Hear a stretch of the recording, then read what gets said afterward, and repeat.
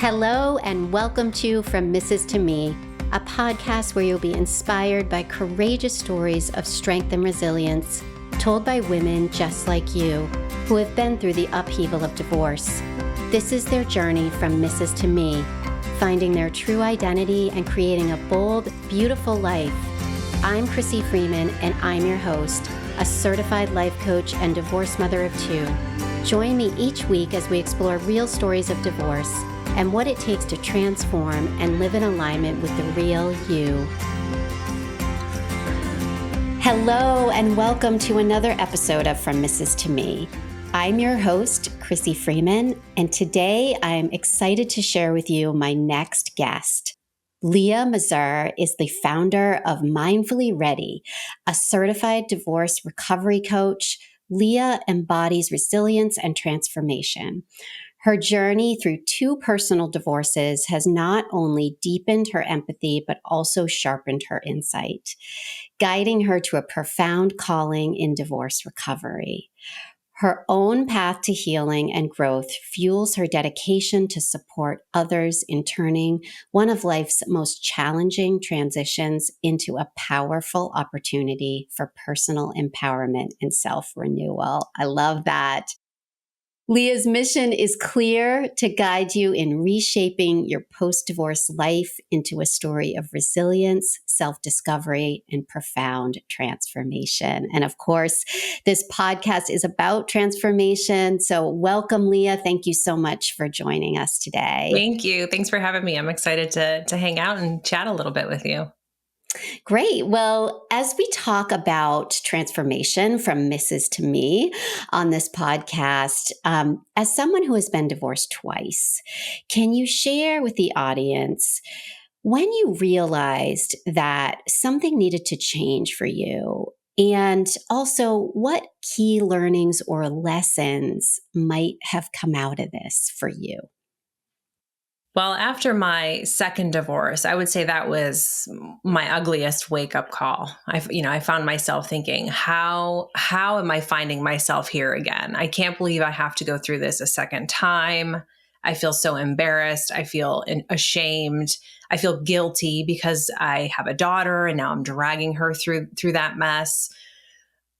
So that was when I realized I needed to gain a deeper understanding of how I got myself to where I was, what led me to making the choices I was making, which in turn were giving me the results that I was seeing, because I didn't want to keep that pattern going. I wanted to find happiness and consistency, right? I felt like my journey had been so tumultuous. And so I did a lot of inner work at that point. That's when I really started getting into meditation and mindfulness practice and journaling and just trying to cultivate self-awareness so that I could understand myself a little bit better.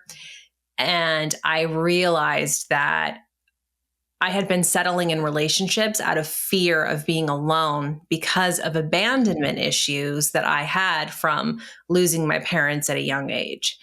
And so acknowledging that wasn't easy. It's hard to look at parts of ourselves that we try not to, or we try to leave in the past and forget about. So looking at that was difficult, but it was also so empowering, because once I realized what the problem was, or what the wounds were that needed healing, then I could give myself the attention that I needed in order to heal those wounds, which helps me make better choices moving forward. Yeah. And, so much of this is about healing, right? Mm-hmm. After divorce, it's so many of us, we don't want to feel that. And so it's like, let's just jump to the next thing. And I love that you highlighted so many things. First of all, journaling, meditation, all the things that when we want to go in and really do the inner work, it's about quieting that mind, right? Mm-hmm. And so, for me, that took me a long time to figure out that, I didn't want to necessarily look at it. It was easier in my mind, although I was making it worse, to jump. And so I guess, what was it that helped you to get to that sort of aha or that Mm-hmm. discovery of why is it so painful for me to be alone? Mm-hmm.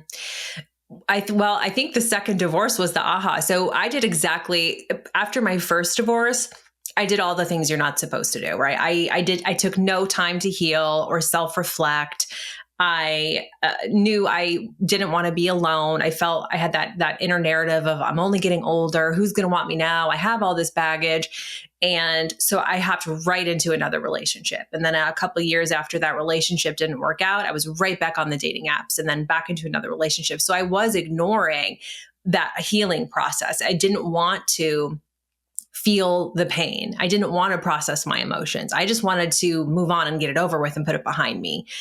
And so when you make decisions like that, you're not really building a strong foundation for a healthy relationship moving forward. So it wasn't until that second divorce when I realized I needed to leave that second marriage, that was what hit me like a freight train. And it was like, okay, now I need to really just take a step back and try to understand why this is happening again and what led me to this relationship to begin with and making the choices that I made, because I don't want to keep repeating those choices.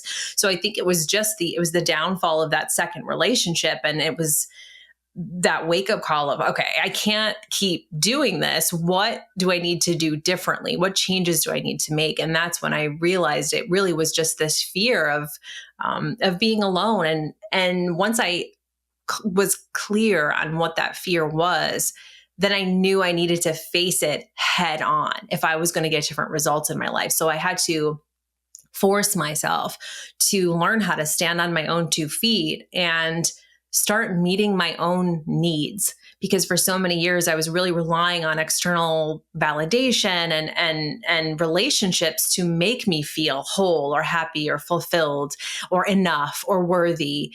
And so at that point, that's when I really had to start working on doing those things for myself, making sure that I felt whole and happy and fulfilled and worthy by myself without needing anyone else to, put those puzzle pieces together. And I think that that's something that a lot of people struggle with, because that's not necessarily the message that we grow up with. I mean, I'm sure, have you ever seen the movie Jerry Maguire, where Oh, he's like, yes. you complete me, Yes. and I'm like, that's a horrible, message to be teaching people, because we have to understand that we are whole all by ourselves. And if you really want to find a healthy relationship, it's about finding another whole person, right? An ideal partner that just adds value to your life. They're not there to make you happy or to meet all your needs or to, be there for forever. It's like you have to be the one that's responsible for your happiness every day, forever and always. And a partner is just adding that value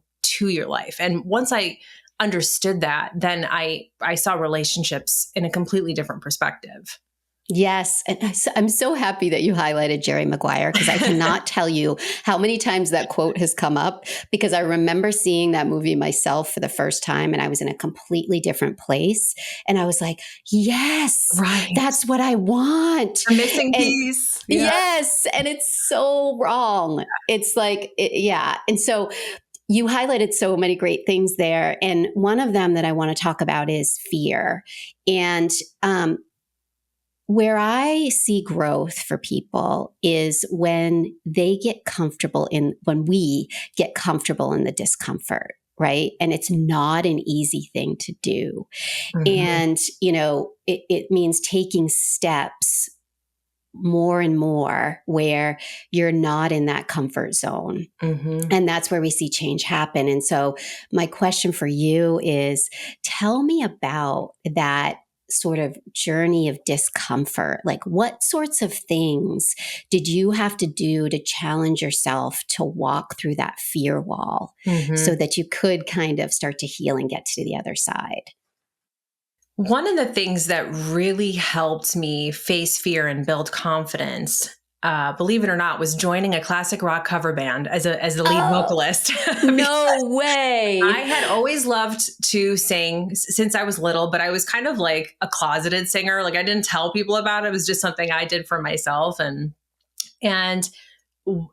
through my second marriage kind of coming to an end, I knew that I would need to start doing things like that, like pushing myself outside of my comfort zone, challenging myself. And so I just decided, you know what, if this is a new me, I'm going all in. And so I found a band who was looking for a lead vocalist, and I drove, and I was like a 45-minute drive, and I was like trying to pump myself up the whole way. I was like sweating and shaking. I was so nervous because I had performance anxiety. And but I told myself, if I just show up, I'm going to be so proud of myself. Even if nothing happens after this, even if I don't get the part, I'm just proud of myself for doing something that makes me so uncomfortable and that I'm so afraid of. So I went to the audition, I gave it my best, and I ended up getting the part, and and so I was singing, lead vocals for a classic rock cover band, and I had so much fun. And every time I went, I got more and more and more confident. And so I'm always encouraging my clients to go after the thing. When you're going through a divorce or just ending a long-term relationship, that is the ideal time for you to start exploring and experimenting and discovering new parts of yourself by going after the things that maybe you've always wanted to do, but you didn't have time to do, or you were interested in it, but you were scared of what people would think or what they would say, or that maybe you would fail. And you really have to kind of throw that stuff out the window and just start going after the things that you're naturally drawn to, or that sound fun or sound interesting, because through that, you are healing, you're building your self-confidence, you're finding fulfillment, you're passing the time, and you're also opening yourself up to opportunities to meet like-minded people and find that community where you're being your authentic self and going after things that are really fulfilling and exciting for you. So that was one thing that really helped me build my confidence and step outside of my comfort zone. Because once you do that and you realize, oh, I didn't die. Like, that was hard, but look, I'm on the other side. Like if I could do that, then maybe I can do this. And then I'll go start, try something else. And, oh, well, if I did that, then maybe I can do this. And that's how your confidence builds. I think people, they have that fear because they think that they have to get the confidence to do something first. It's like, I'm waiting to have the confidence to do the scary thing, when really it's backwards. You have to force yourself to do the scary thing. And when you realize you did it, your confidence builds. Yes, thank you. That first of all, when you say push yourself out of the comfort zone, you really pushed yourself. I did. Like, I was all in. That's incredible. I mean, for me, it was like, going out by myself on dates and doing things on my own and really pushing myself to do that. And then, ultimately going back to school and doing something that I never thought I would be able to do. And my mind wanted to tell me all these reasons why I was too old or I was too this or that. And once I did it, it was so many doors opened up. Right. And so it's doing it. It's taking those first steps. So, wow, you took a big leap. And I was envisioning myself when you were saying that, because I've always loved karaoke since I was like a little kid, and I love music. Okay. And so I'm like, man, I wish I did something like that. But my voice is, I can tell you, not good enough to go there. So good for you. That's incredible. And I know will be inspiring to others. So a lot of, on this podcast, a lot of what we talk about too is the identity shift. And especially after divorce, when you are, part of this family unit, whether you have kids or not, you're in a marriage, we wear all these different masks or costumes of, I'm a wife. Okay, what does that mean? I'm a mother. Okay, what does that mean? Instead of really looking at in the mirror and saying, well, wait a second, take all that off. Who am I? So, can you tell me about what that looked like for you as you were thinking about, okay, I've been married twice. That didn't work for me for some reason. I'm still a mom, but who am I outside of these marriages, outside of these relationships? What did that sort of path to rediscovery look like for you? For me, it definitely stemmed from cultivating that self-awareness and being more aware of my just my thoughts and my own beliefs about myself and my inner critic, right? That inner dialogue that happens, and paying closer attention to that, and then making changes when necessary. But I think I'm a recovering people pleaser, right? I spent a lot of years people pleasing, has struggled setting boundaries, and I would often lose myself in relationships because I wanted to please. And so I would be in relationships and find myself listening to the same music they were listening to, or liking the same things, or watching the same movies. And so when I came out of that second marriage, I really just took the time to connect more with myself, to figure out, did I really like doing that? What would I really be listening to this music if it wasn't for that person? Do I really enjoy this music, or do I really enjoy watching that sporting event on TV? And so I think just checking in with myself and just being brutally honest with what I really liked and what I didn't, or what I really found fun or fulfilling, or what I didn't, and being okay with that. I think I struggled with that a long time, even when I was friends with women. I mean, it was like I always wanted to fit in. I always wanted to find that connection with people. And so I think part of learning to meet your own needs and be yourself and find that new identity is not worrying about other people's opinions, not worrying what other people are going to think or say, and just being truly authentically you, and then embracing that, whatever that means, whatever that looks like for you. Because that really helped me be more confident in myself. And when you can love and accept yourself, your standards are higher. You set stronger boundaries. And I think you end up having healthier relationships because you're truly connecting with people based on what your truth is. You're not trying to alter anything about yourself in order to fit in to make relationships work.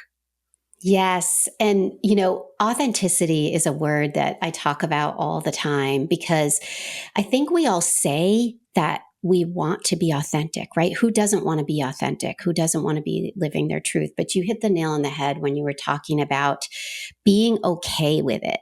Mm-hmm. Like it's that inner critic. It's that looking external from us instead of internal, and being okay with however we show up. Mm-hmm. And as long as it's true to us, that's what authenticity is. Mm-hmm.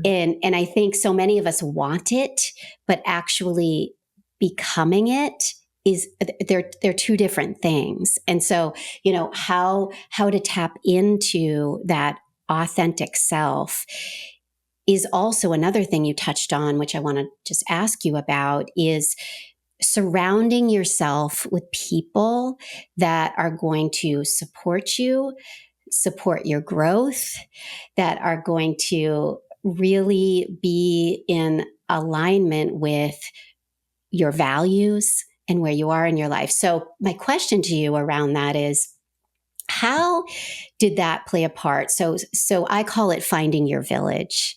Mm-hmm. Tell me about how that may have played a part in your own sort of recovery after divorce, is, aligning yourself with those people or that village. Mm-hmm. So part of that process for me after my second divorce, when I was trying to figure out how I could find more fulfillment for myself, that's actually when I started my coaching business. And I knew that I wanted to help empower other women, and I knew that I wanted to help them rebuild their confidence, because that's what I struggled with for a long time. And I had so many tools at that point and so many mistakes that I made that I could share to help others, save themselves from the trial and error. So I think through pursuing my own passions and starting my business and doing things for me, again, that opened up opportunities for me to meet so many like-minded people.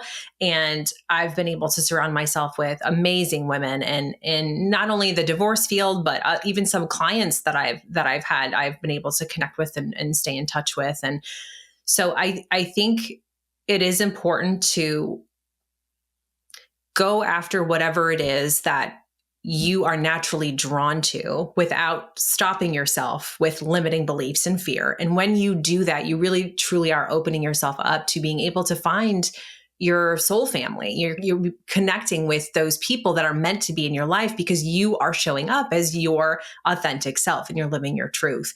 And one thing that I tell my clients is when you look at the people around you or the people closest to in your life, are they balloons or anchors?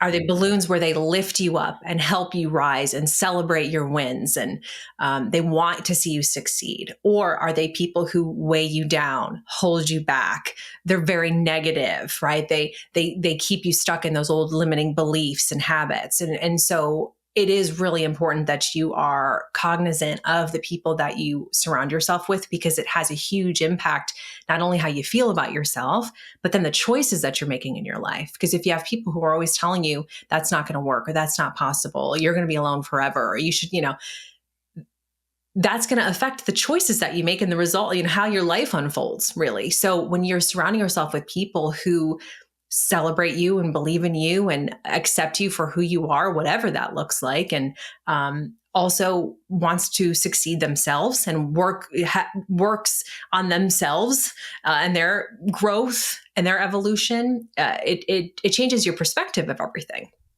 Yeah. And I think you hit the nail on the head right there. Is you align yourself with people who also want to grow and to do those things. Because I think, that was one of the things I know I had to look at, and I talk to women about as well, is yeah, okay, well, we can't expand if those around us aren't expanding. Yeah. And so that's how, we challenge ourselves, is also surrounding us with those people who are not only going to support our growth, but are also going to challenge us a little bit Yes. to push ourselves. So, so I love that you said that. And along the lines of, you shared starting your business, this is another common one or common theme that I hear is, there's so much financial insecurity that comes along with divorce, I think, on both sides, I'm sure.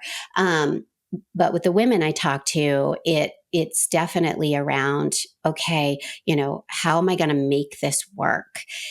But at the same time, I want to be living my truth. I want to pursue my passion. So as a single mom yourself, how did you really get the confidence or start to take the steps towards kind of getting past those limiting beliefs around, money mindset and all those other things that can keep us stuck from really spreading our wings and pursuing our passion?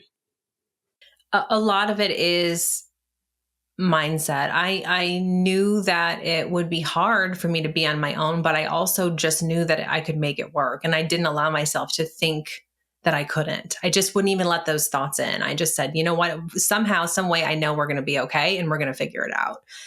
And when I started my business, it was during lockdown.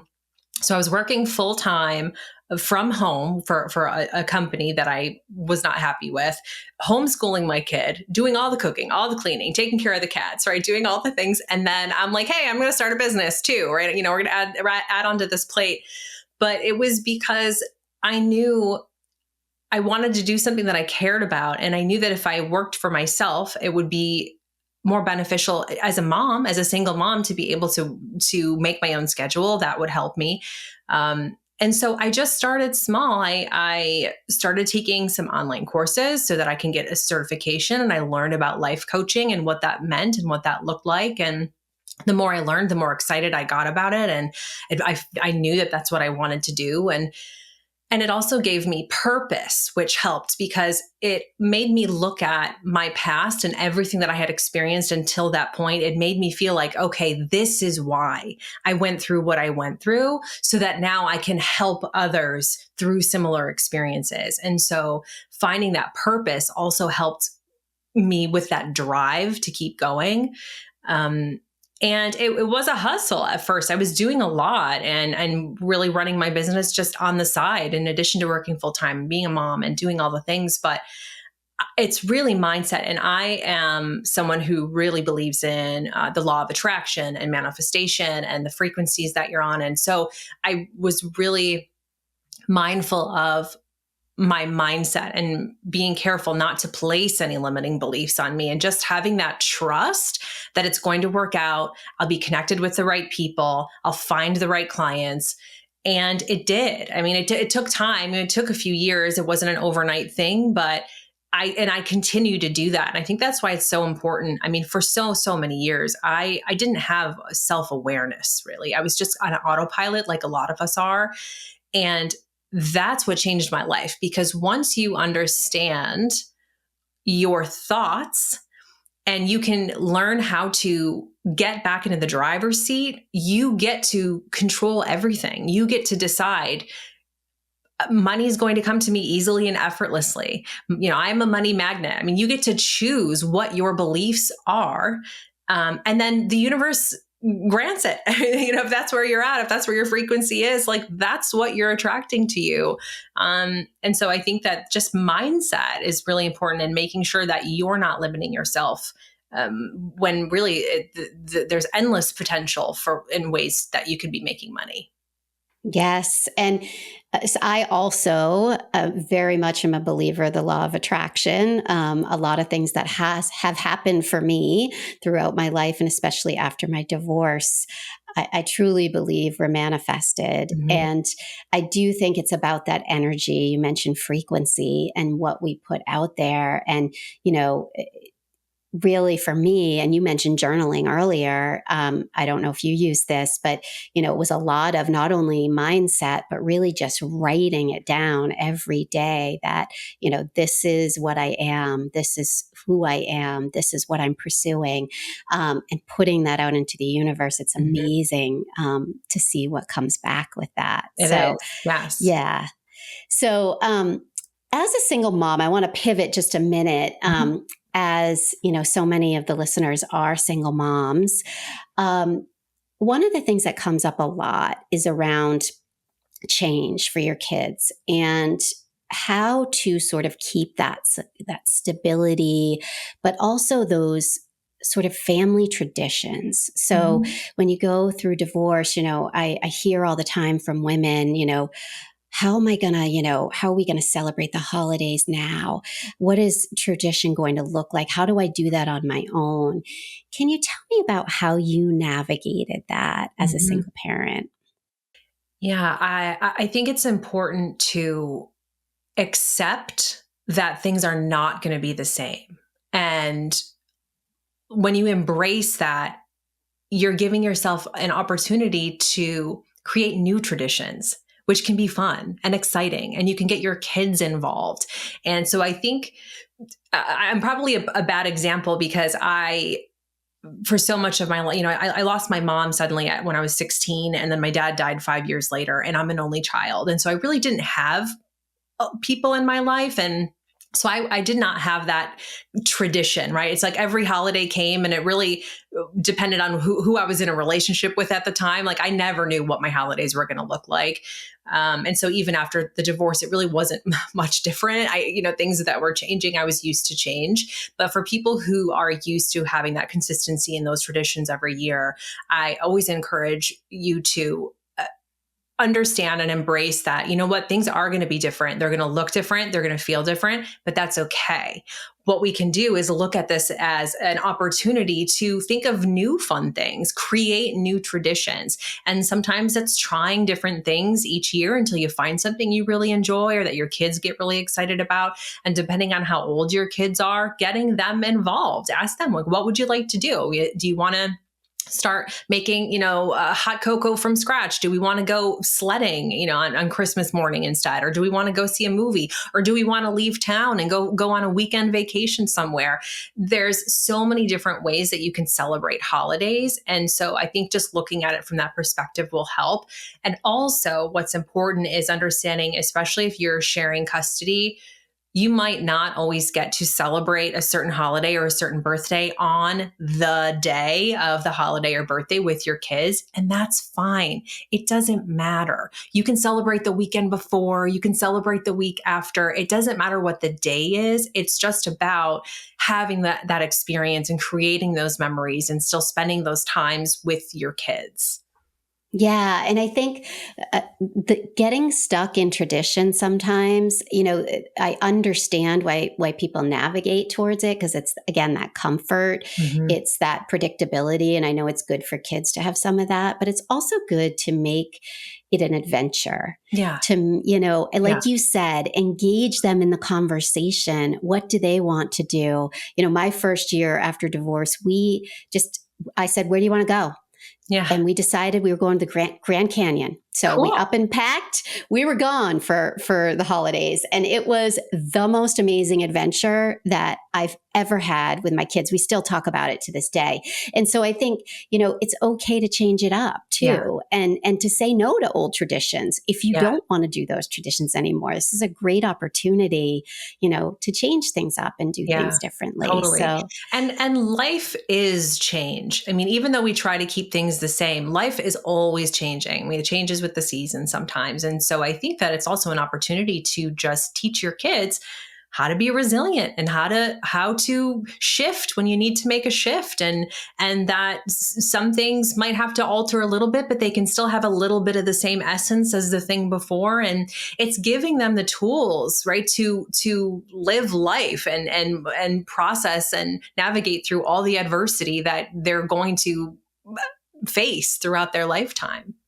yeah, completely agree. And modeling that behavior for our kids, that they have a choice and then that they can do things differently Mhm. or what they want to do, I think is a great lesson to teach them in life. Yeah. So, one of the questions I ask all my guests is about the self-love journey Mm. and how that may have played a part in your transformation after divorce. Can you share that with us a little bit?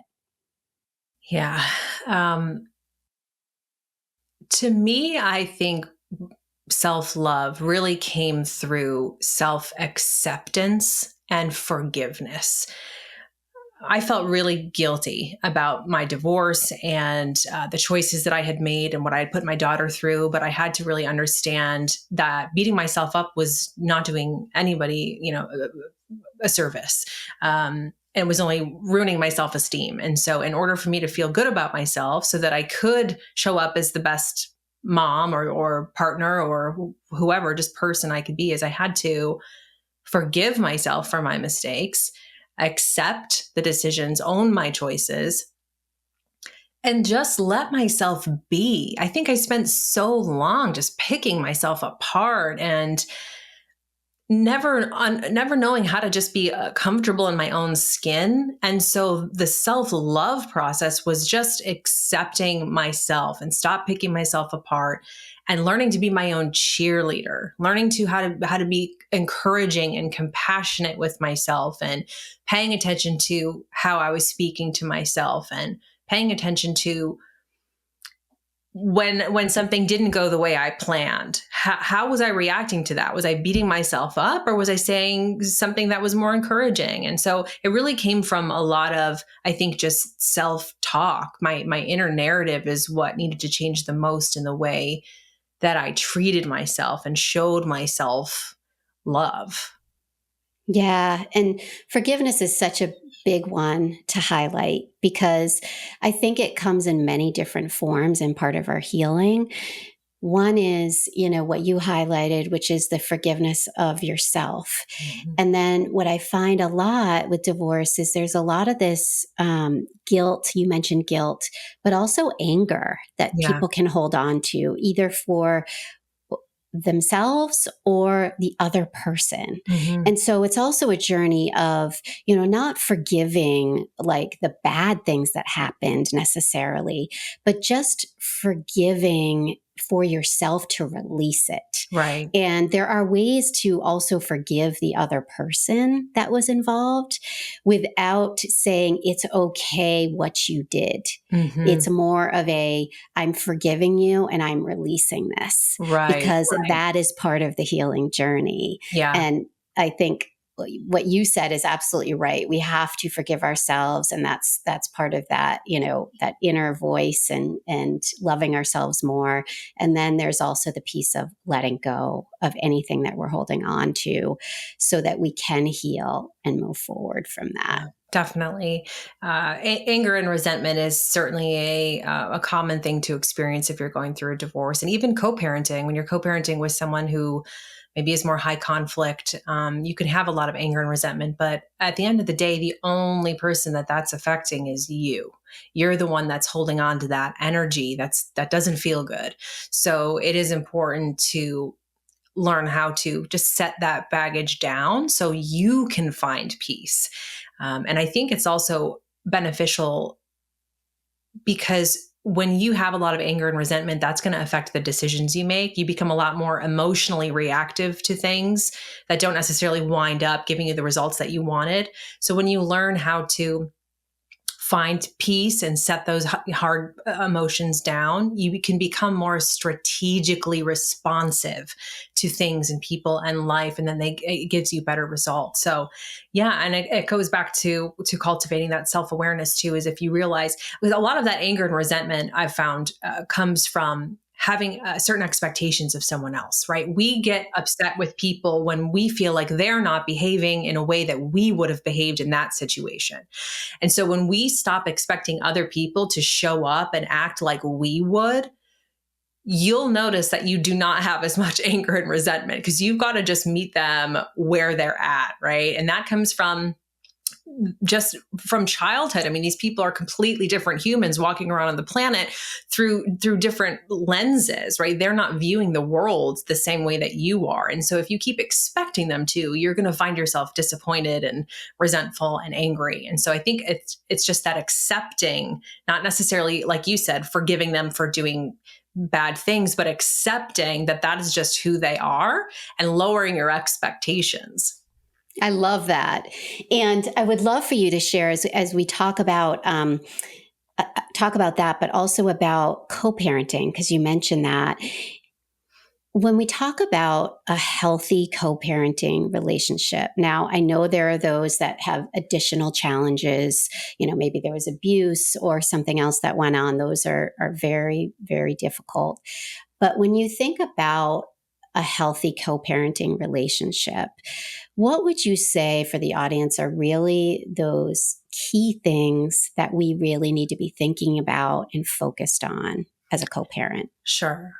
So in order to have a healthy co-parenting relationship, that does require two people, right? Both of you have to be on the same page and have that common goal that you want a healthy co-parenting relationship. Because if only one of you wants a healthy one and the other one is more high conflict, then you have to, again, meet them where they're at and understand how to navigate that relationship, because it's going to be very different than like a healthy, amicable co-parenting relationship. But I think that what's most important is flexibility and communication. Understanding that sometimes things are going to happen and, I'll give a little, you give a little, I might have to change a date. You can change a date. There's a late pickup. We're going to switch holidays. Sometimes those things happen. I think one thing it's the most important tool in co-parenting, regardless if it's amicable or high conflict, is before your divorce is finalized, is getting a really good parenting plan, because that will save you from having a lot of conversations. When you get a parenting plan that's very detailed and really outlines all the different things that can come up from the time you're divorced until the time your children are, of an adult age, it is so helpful because you can just refer to that and not have to have any kind of argument or conversation or say, and that's a lesson I had to learn the hard way. I don't have a parenting plan. I mean, my in the divorce decree, the parenting plan, it was like 2 sentences. It was just very vague because it was an amicable divorce. And we thought, we'll just be able to figure it out.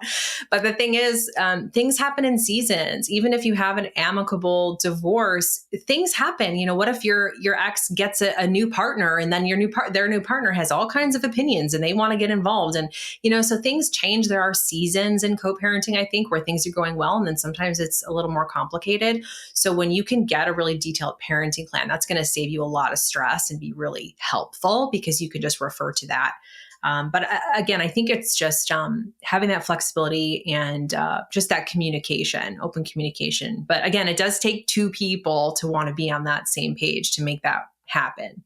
Yes. And, communication is key. And like you said, it takes two people that are committed. Mm-hmm. And that, as you mentioned, the parenting plan, I couldn't agree more. And I made the same mistake of not having a really good one.